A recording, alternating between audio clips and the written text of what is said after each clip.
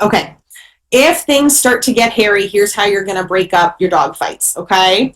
If you are supervising these interactions and you start to see things go sideways, number one, keep calm.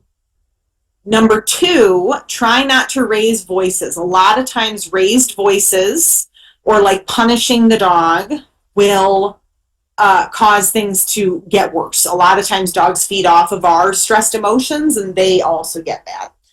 And then don't try to physically pull the dogs away. So if you have two dogs who are trying to work something out and you go to grab a collar and pull one of the other dogs away, first of all, we do run the risk of a redirected bite. And second of all, we do run the risk that the dog who's being held by their collar is going to feel trapped, and that's going to cause things to escalate. So if you see things getting hairy, try to happy talk them and move them away from each other. All right, if you have an actual fight on your hands, it's funny, this picture could very well, honestly, this picture is probably play, but there's flashing teeth, and when I Google search stock images for dog fight, this is what came up. Okay, first, don't panic, which is easier said than done. Everybody's got a different kind of level of level-headedness when it comes to this kind of stuff. Count to 3, okay? So if they're growling and kind of air snapping at each other, 1, 2, 3, happy talk. There is a chance it will just fizzle out on, there's a very real chance that it will fizzle out on its own. Okay, again, dogs are good at ritualized aggression. They usually don't want to hurt each other. And if it's not fizzling out, see if you can distract the dogs, clapping, whistling, other novel sounds, something to just break up their fixation on each other.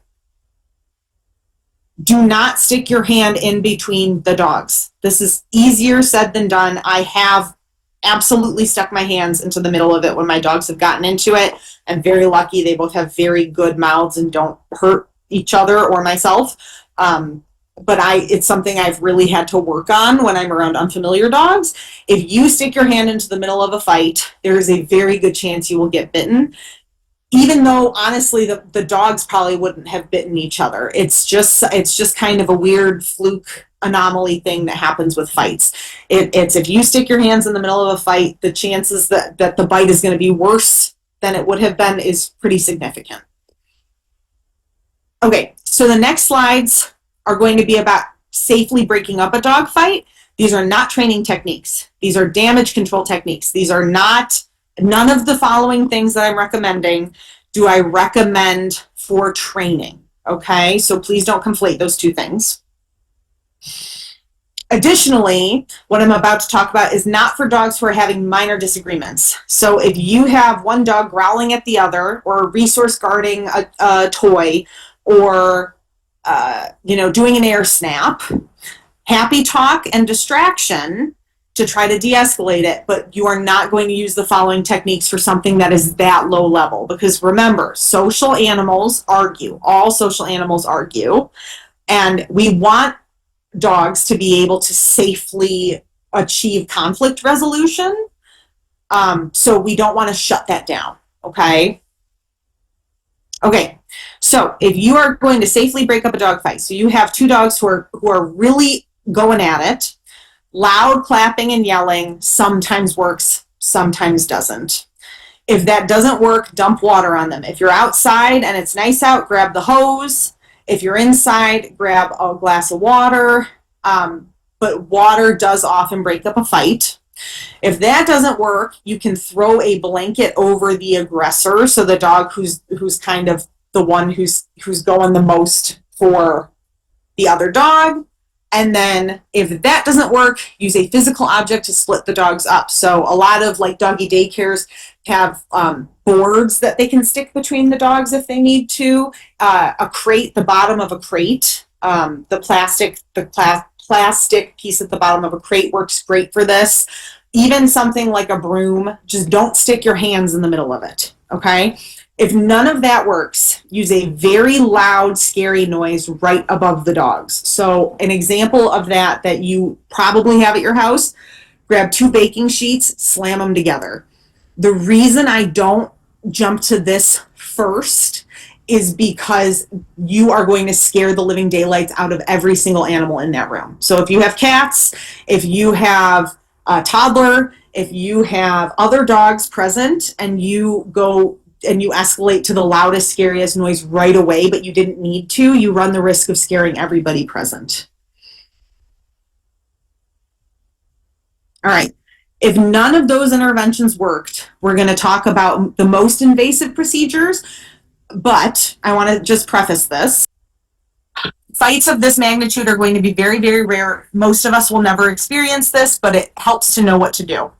So, first, you're going to ask yourself, is anybody latched on? So a latch on is a full mouth grab and hold bite where one dog has a hold of another and won't release the other dog. So they're fully grabbing the other dog with their mouth and will not let go, rather than bite, release, bite, release, bite, release.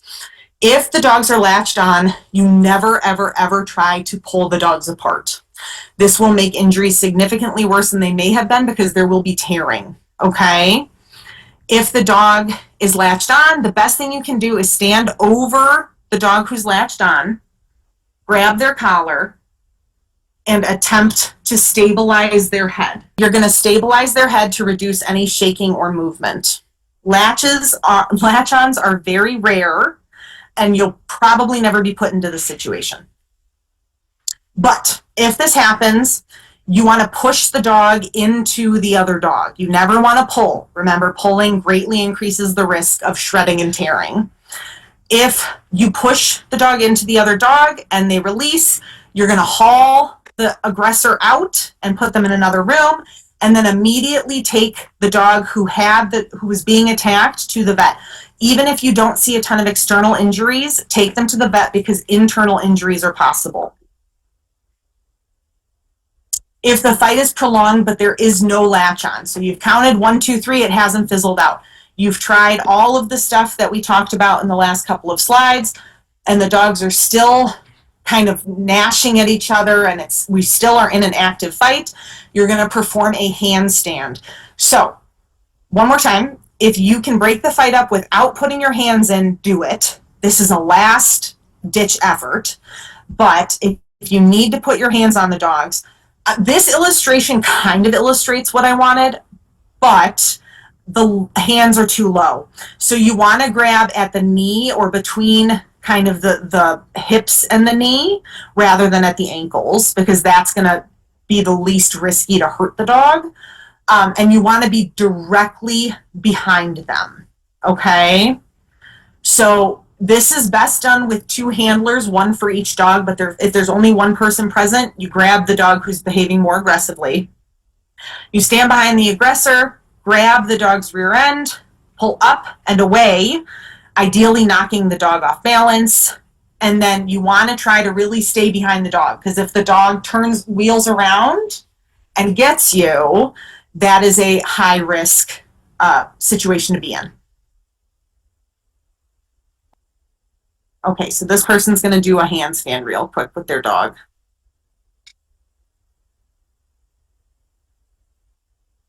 So she's grabbing the rear end, staying directly behind them. That's a very tolerant German Shepherd. Okay.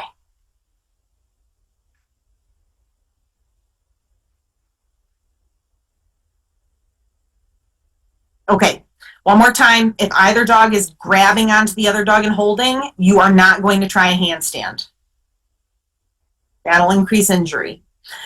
After a fight, get the victim dog to the vet. You want to get both dogs to the vet ideally, but if one dog looks worse than the other, or one dog was latched onto, or one dog is like a senior or smaller, prioritize that dog.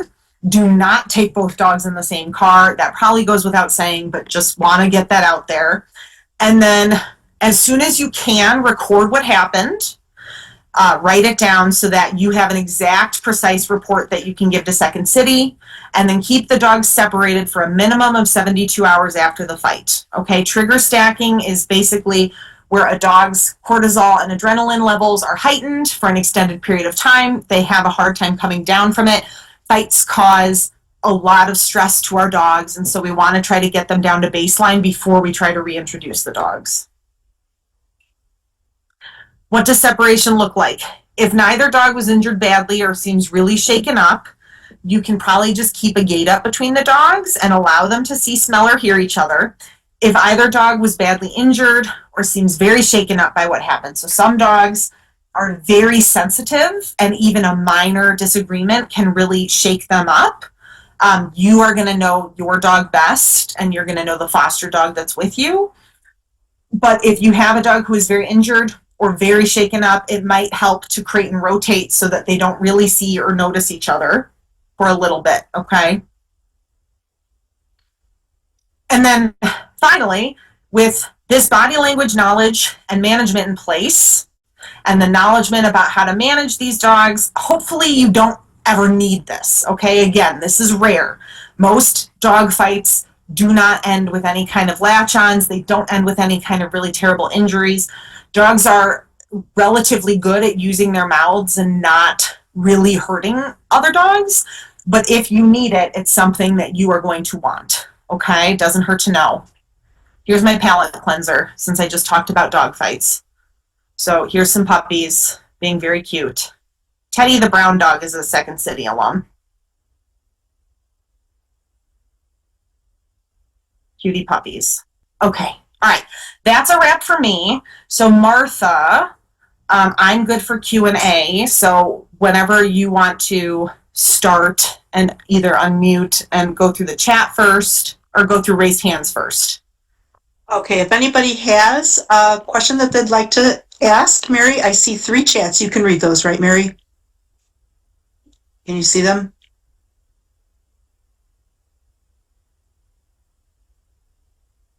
But I don't see, hold on, don't see any raised hands right now. So do you want to start with the chats? I hope this isn't frozen and that I wasn't just talking to myself for an extended period of time. I think you might have. So you can see there's 4 chat questions. Can you see those, Mary? That was my cat, sorry. How do I? And then if anybody has other questions, please feel free to put them in the chat or, raise your hand by using the React, the heart, and click on that and hit raised hand. But we have 5 questions now. Do you want me to go through the chat questions first, Martha? Yeah, and I'll watch for raised hands, yeah. Okay, cool. All right. Will there be a copy of the presentation center available after the live call? I can certainly send it. I'll forward it to, who should I send it to, Martha? So we'll record it, and then we usually, post on Facebook and have the link on there, or we can send it as an email to everybody with the attachment. Yep, that's what we'll do. We'll send it as an email attachment. Okay, all right. Yep. And then advice specifically for dogs with an age gap. My dog is a senior and does not play well with younger dogs. Honestly, that's kind of where keeping the new dog, dragging a leash with if we're talking a real senior dog, you're just going to have to micromanage a lot in the beginning to prevent the younger dog from being too much. And the more that you can get the younger dog playing with other young dogs, the better. Because if we can give them an appropriate outlet for that in another place, they'll be easier to convince with your dog. But the difference in the age gap is really hard, because the truth is that most senior dogs, some dogs are like super, super, super playful until the end with all dogs. Those are the exception, not the rule. But it is very normal for like a dog who's 10 and up to not want to play with a 1-year-old dog the way that the 1-year-old dog wants to play until they know each other really well. So that's going to be a lot of management. Okay, Franny. After a few interactions with aggression, is there any possibility that both dogs might get along eventually? Yes, it's a case-by-case basis. A lot of that has to do with the history of the dogs. It's much better prognostically speaking if the dogs have a history of positive interactions before the negative interactions. So if you have dogs who've kind of shared space together for a couple of months and then they have a fight or two, then you are going to have a bigger chance of having them coexist than if you have the dog's first couple of interactions go down south real fast or downhill real fast. So that's kind of where, and I know when we're talking foster dogs and needing to get the dogs into homes and that type of thing, it's different than if you're integrating dogs as like a family. But it's almost always better to go too slow than too fast. Because too slow, you don't run the risk of that stuff happening if you're going to have dogs able to coexist in the first place.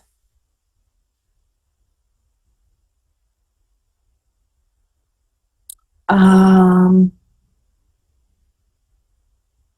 Chris. No, dogs know that we're not dogs. So a lot of times if we growl at our dogs, either we're going to accidentally intimidate them or, uh, honestly, I think for most dogs, it just won't work. It follows the same advice as like puppies, like the advice to like squeal when a puppy bites too hard. I have found that almost always ramps the puppies up further and it makes them get more excited. I don't think dogs think that we're like dogs. And I think they know we're humans. And so I think that when we do something like that, they might pause temporarily and be like, what, why? But I don't think in the long run it's effective versus if we're using happy talk and we can kind of change the channel in the dog's brains and get them going like, oh, you know what, actually maybe this isn't so bad. Long term, the goal is to see some positive behavior change. Give some tips and suggestions for decompression for new foster dogs. There's so much out there. I know that there's a lot of stuff that says, 3 days, 3 weeks, 3 months, the 2-week shutdown. I think it helps to follow stuff like that, but I also think some dogs, it can be dog dependent. Like I think if you do a 2-week shutdown with a crazy social adolescent dog and you don't let him have any access to other dogs for 2 weeks, I think you run the risk of them developing barrier frustration. So I think for me, the biggest suggestions for decompression are going to be go slower than you think you need to go. So if you can have gates up in your home so that the dogs can really see and smell each other and get outdoor walks together, but inside not be expected to share space first, do that. It kind of depends on your foster setup. And then take the time, read the dog's body language, look for, the lower level signals that they're not feeling comfortable, and then advocate for them as much as you can. Because it really does depend on the dog. But I think that the biggest tenets are read the dog's body language, manage. Outside is almost always going to go better than inside. So keep interactions outside to start with if you can. And then inside, manage resources and go slow. Michelle, if my older dog and puppy are playing outside and it becomes too much, my heeler has started to knock the puppy over. What suggestion when I'm alone with them? Keep both leashed, only keep puppy leashed. If your heeler is knocking the puppy over, I would almost keep the heeler leashed, Michelle. But it depends on if your heeler is going to feel trapped. That's kind of a dog dependent question. Because it sounds like the heeler is knocking the puppy over, and I don't think leashing the puppy will help prevent the heeler from doing that.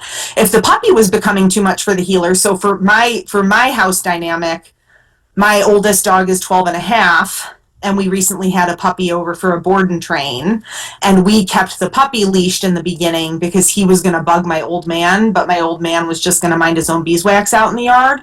So we kept the puppy leashed, and Regis just kind of did his own thing. And then when we felt like they were both accepting of each other, we dropped the puppy's leash. But I would say if your heeler is overwhelming your puppy outside, I would keep the heeler dragging the leash, and I would be looking for precursory behavior as to when he's tipping over into too much excitement and not able to listen. Heeler is usually super submissive, but interesting to leash the heeler. Thank you. Yeah, if you think leashing the heeler is going to make the heeler feel trapped and like nervous, then I wouldn't recommend that. And honestly, I would just keep play sessions shorter and prevent the knocking over from happening until your puppy is bigger. But I would do lots of consent tests when I have that kind of dynamic. All right. Any other questions?